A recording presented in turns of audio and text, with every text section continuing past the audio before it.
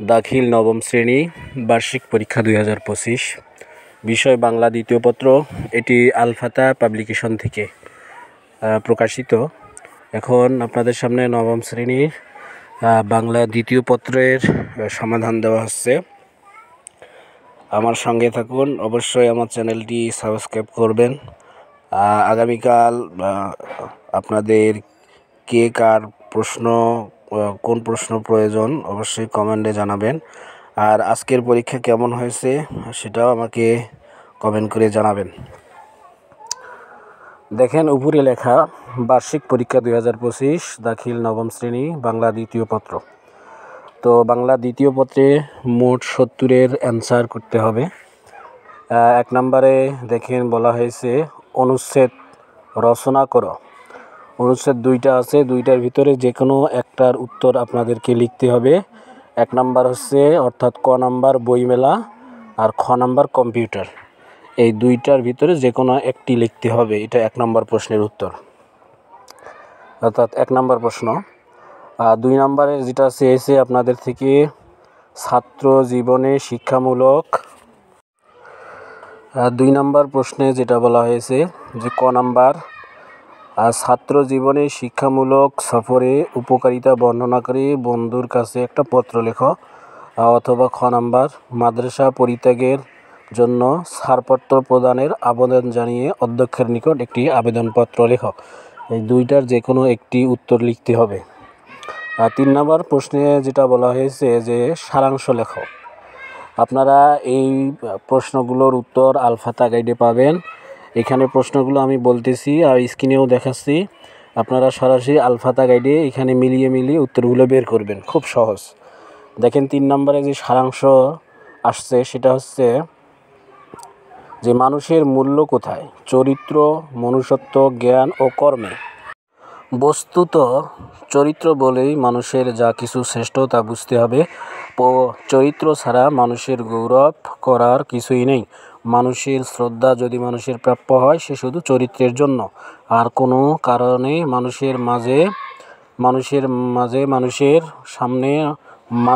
সামনে মানুষের মাথা নত করার দরকার নেই। এই যে সারাংশটা 3 নম্বরে দেওয়া আছে, আপনারা আল ফাতা গাইডে মিলিয়ে উত্তরটা বের করে লিখবেন। 3 নম্বর প্রশ্নের কর সারাংশ আমি বললাম। কারো কাছে যদি এটা কঠিন মনে হয় আর তার জন্য খ নাম্বার আছে যে সারমর্ম লেখো। দেখেন সারমর্মটা দেখা যাচ্ছে যে ওরে নবীন, ওরে আমার কাঁচা, ওরে সবুজ, ওরে অবুজ, আদমরাদের ঘা মেরে তুই বাছা, রক্ত আলোর মদে মাতাল ভরে আজকে যে যা বলে বলুক তোরে। এই যে সারমর্মটা আপনারা আল ফাতা গাইড থেকে বের করে এটা লিখবেন, অর্থাৎ 2টার ভিতরে যে কোনো একটা লিখবেন। 4 নাম্বার দেখেন ভাব সম্প্রসারণ করো। এখানে 2টা আছে, ক খ যে কোনো একটি লিখতে হবে। ক নাম্বার বই কিনে কেউ দেউলিয়া হয় না। এই ভাব সম্প্রসারণ আপনারা আল ফাতা গাইডে অর্থাৎ যে কোনো ব্যাকরণ আল ফাতা গাইডে আপনারা পাবেন। খ নাম্বার দেখেন যে নদী হারাতে স্রোত চলিতে না পারে, সহস্র শৈবাল দাম বাদে আসি তারে। আপনারা এই 2টার ভিতরে ক নাম্বারটা হুবহু আপনারা যে কোনো বাংলা গ্রামারে আপনারা পাবেন, ক নাম্বারটাই দেখবেন পাবেন। 5 নম্বর প্রশ্নে দেখেন, 5 নম্বর প্রশ্নে বলা হয়েছে ক নাম্বার মহান বিজয় দিবস উদযাপন সম্পর্কিত একটি সংবাদ প্রতিবেদন রচনা করতে বলছে। অথবা খ নাম্বার তোমার মাদ্রাসায় নবীনবরণ ও বিদায় সংবর্ধনা অনুষ্ঠান সম্বন্ধে একটি প্রতিবেদন লিখতে বলছে। অর্থাৎ 5-এর ক খ এই 2টার ভিতরে যে কোনো একটা আপনাকে প্রতিবেদন অ্যান্সার করতে হবে। তো 2টা যেটা ভালো লাগে আপনারা ব্যাকরণ গাইডে যে কোনো একটা খুঁজে বের করে অ্যান্সার করবেন। 6 নাম্বার দেখেন প্রবন্ধ রচনা করো যে কোনো একটি, অর্থাৎ রচনা ক খ গ এখানে 3টা আছে, যে কোনো একটির উত্তর আপনাদেরকে করতে হবে।